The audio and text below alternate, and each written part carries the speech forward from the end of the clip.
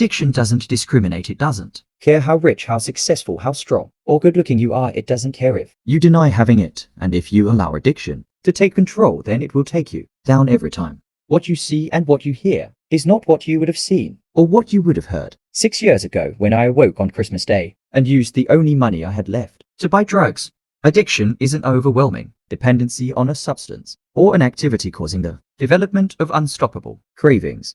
With this comes the desire of consuming it and, sadly, being unable to go without it. Now the aim of this video is to provide an informative view of drug addiction. This is an issue that I staggered through myself. I believe that discussing my own personal experience will let non-addicts have a look through the window and see what this dream destroyer known as drug addiction can do. Now, I want to make it clear and would urge you to understand that for an addict like me, it doesn't matter what their past was like or what the future may hold. It's all focused on the present. And this colossal group of individuals are labeled as addicts, which carries an unfortunate stigma, a stigma which further results in avoidance, rejection, discrimination, and being seen as socially undesirable. How can you tell that you have an addiction? There is a great test that anyone can follow, which basically goes like this. If you stop doing the behavior that you suspect you're addicted to for 1 week and cravings arise, then that means you are addicted. If you stop and no cravings arise, then you're not addicted.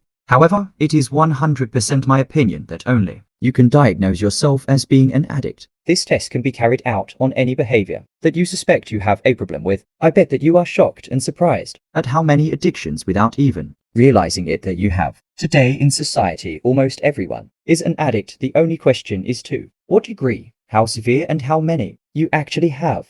Most of us have not just 1 or 2 addictions, but half a dozen, if not more. The most common addictions are, of course, drugs, but also food addiction, shopping, pornography, tobacco, alcohol, TV, video games, socialization, and even thinking. Yes, thinking, which many people assume does not qualify as an addiction. However, thinking is the number one. This all leads to the root cause, which is the fear of emptiness, the fear of being alone with nothing to do. So if you sit in a room and don't do anything for an extended period of time, you will experience the fear of emptiness and loneliness. Addictions are distractions and escape from the exponential emptiness that you have never faced head on.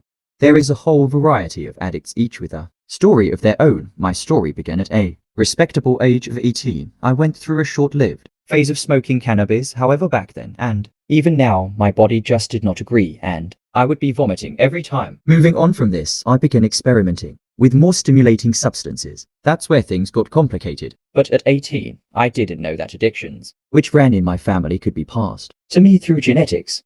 At 18 years old, I didn't know that an addict couldn't choose whether he or she would become an addict. I just wanted to do what everyone else was doing. I wanted to experience what my friends were feeling. I would have been happy doing it just once.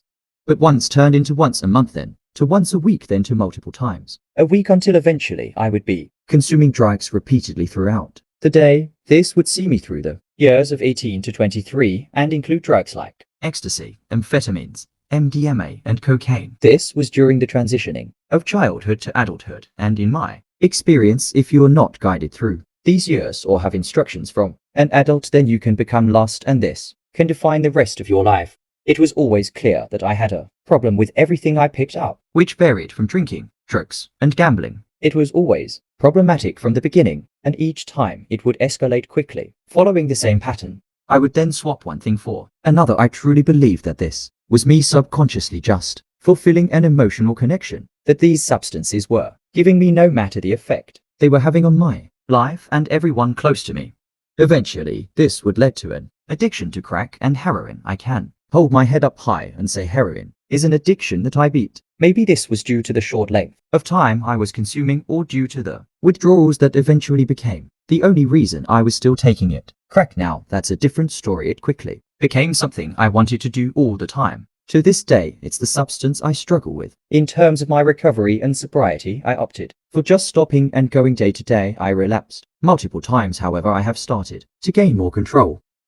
There are always those people who say addiction is not a disease. You're just pathetic and weak-minded. If you don't have a predisposition to addiction and you've never had your brain altered, your frontal cortex damaged, or survival mechanism short-circuited, and have never been through it, I will tell you getting sober is really hard. I mean, the problem is saying just stop is not about just stopping.